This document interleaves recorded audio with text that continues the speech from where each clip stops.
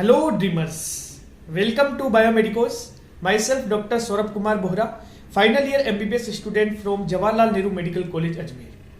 देखिए आज मैं नीट यूजी 2021 की बात कर रहा हूँ। एमसीसी की जो ऑल इंडिया कोटा की 15% की काउंसलिंग चल रही है 15% सीटों को फिल करने के लिए, उसमें स्टे वैकेंसी राउंड तक हो गया था। जो 4 राउंड होने थे वो हो चुके हैं। All India quota round 1, all India quota round 2, फिर मोपअप राउंड और फिर स्टे वैकेंसी राउंड। लेकिन अभी स्टे वैकेंसी राउंड के बाद भी, जैसा कि मैं प्रीवियस वीडियोस में भी बता चुका था कि बहुत सारी सीटें ब्लॉक हुई थी, इसलिए फिर से सीटें रिवर्ट होके आएगी। तो लगभग 325 सीटें फिर से रिवर्ट होके आई है। इसके लिए एमसीसी ने एक special stay vacancy round conduct करवाने का डिसीजन लिया है। और वो स्पेशल स्टे वैकेंसी राउंड के बारे में complete notification including schedule and seat matrix आपकी ऑफिशियल वेबसाइट जो www.mcc.nic.in है वहां आ चुकी है। तो मैं आपको बता देता हूं, आप नोटिफिकेशन भी स्क्रीन पे देख सकते हैं।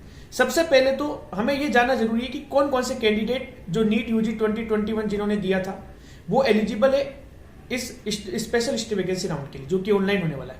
दूसरी बात, इस स्टे वैकेंसी राउंड में कितने रैंक तक के कैंडिडेट को अप्लाई करना चाहिए और क्यों, सभी को क्यों नहीं करना चाहिए, ठीक है। तो सबसे पहली बात, ऐसे कैंडिडेट जो प्री रजिस्टर्ड कैंडिडेट है, फ्रेश रजिस्ट्रेशन इसमें फिर से एप्लीकेबल नहीं है।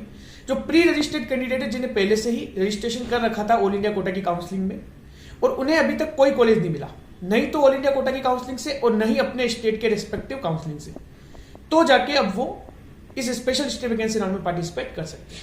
अगर उन्हें कहीं पे भी कॉलेज मिल गया, उन्होंने एडमिशन ले लिया, तो उनके पास डॉक्यूमेंट उन्हें अपने पास नहीं है, इसीलिए वो पार्टिसिपेट नहीं कर सकते। क्योंकि स्पेशल स्टे वैकेंसी राउंड में अब वही कैंडिडेट पार्टिसिपेट कर पाएंगे जिनके पास अपने ओरिजिनल डॉक्यूमेंट्स अपने खुद के पास है, ठीक है। तो सबसे पहली बात ये क्लियर होनी चाहिए कि प्री रजिस्टर्ड कैंडिडेट होने चाहिए जिन्होंने पहले से ही ऑल इंडिया कोटा के किसी भी राउंड में रजिस्ट्रेशन कर रखा हो, और दूसरी बात, उन्हें अभी तक कोई कॉलेज नहीं मिला हो, डॉक्यूमेंट अपने पास हो। ऐसे कैंडिडेट एलिजिबल है स्पेशल स्टे वैकेंसी राउंड के लिए। सबसे पहली बात क्लियर। फिर कितने रैंक तक के कैंडिडेट को अप्लाई करना चाहिए, क्योंकि अब की बार इसमें क्या है कि एक सिक्योरिटी डिपॉजिट आपको रिफंडेबल सबमिट करवाना पड़ेगा 50,000 रुपए का। 50,000 रुपए का रिफंडेबल सबमिट आपको करवाना पड़ेगा। दूसरी बात, आपको अंडरटेकिंग भी देना पड़ेगा कि मैंने 50,000 रुपए जमा करवाए हैं और अगर मुझे कोई कॉलेज नहीं मिलता है तो ये मुझे रिफंड हो जाएंगे, और कॉलेज मिल जाता है तो फिर ये चीज मुझे रिफंड नहीं होगी। अगर मैं छोड़ देता हूँ सीट को तो भी ये रिफंड नहीं होगी। क्योंकि ये ध्यान रखिएगा कि अगर आपको स्पेशल स्टे वैकेंसी राउंड में सीट मिल जाती है और फिर अगर आप ज्वाइन नहीं करते हो सीट को, तो फिर आपको ये 50,000 का जो रिफंडेबल अमाउंट है वो रिफंड नहीं होगा, फिर वो फॉरफिट हो जाएगा। अगर आपको कॉलेज मिल जाता है तो आपकी फीस में वो डिडक्ट हो जाएगा, और अगर आपको कोई कॉलेज नहीं मिलता है तो फिर आपको ये रिफंड हो जाएगा सेम उसी अकाउंट से जिससे आप ये पे करेंगे। क्लियर यहां तक। कितनी रैंक तक के कैंडिडेट या कितने मार्क्स तक के कैंडिडेट को इसमें अप्लाई करना चाहिए, क्योंकि 50,000 का सिक्योरिटी डिपॉजिट है।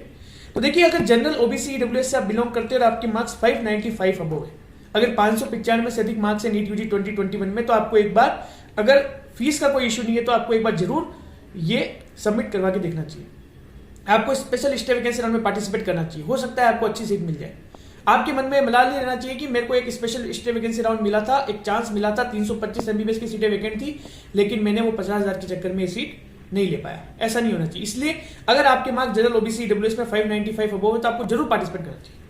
एससी कैटेगरी में अगर आपके मार्क्स 475 अबव है और एसटी कैटेगरी में आपके मार्क्स 455 अबव है, 455 से अधिक मार्क्स है, तो आपको एक बार स्पेशल स्टे वैकेंसी राउंड में जरूर पार्टिसिपेट करना चाहिए। अगर आपको कोई सीट नहीं मिली है, आप पहले से रजिस्ट्रेशन कर चुके हैं ऑल इंडिया कोटा में, तो आपको डेफिनेटली ये काम करना चाहिए। हो सकता है आपको अच्छी सीट मिल जाए और आप एडमिशन ले सकते हैं, आपका साल भी बच जाएगा। क्लियर। इसका शेड्यूल भी ऑफिशियल वेबसाइट पे आ चुका है। शेड्यूल ऐसा है कि 20 और 21 अप्रैल को पेमेंट भी आपको करना है और चॉइस फिलिंग भी करनी है, और 21 अप्रैल को आपको रात तक जो है वो चॉइस ऑटो लॉक हो जाएगी। उसके बाद आपको 23 अप्रैल को इसका रिजल्ट डिक्लेयर हो जाएगा, और 24 से लेकर 28 अप्रैल तक आपको रिपोर्टिंग करनी है अलॉटेड कॉलेज में अपने ओरिजिनल डॉक्यूमेंट को और फीस को जमा करवा के। तो ये स्पेशल स्टे वैकेंसी राउंड एक एमसीसी ने पहली बार ऑल इंडिया कोटा के काउंसलिंग में, हम इसे राउंड 5 कह सकते हैं, ये कंडक्ट करवाने जा रही है। तो आप इसमें ध्यान रखिएगा, टोटल 325 एमबीबीएस की सीटें अभी भी वैकेंट है।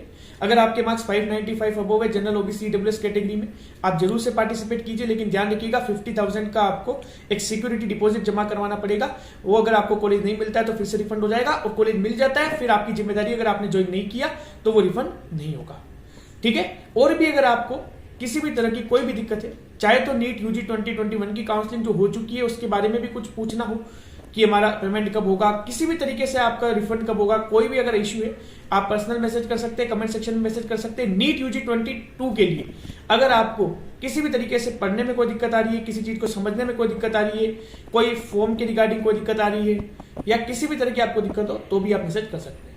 मैं रिप्लाई करने की पूरी कोशिश करूंगा। Thanks for watching the video. Please like, share and subscribe the channel.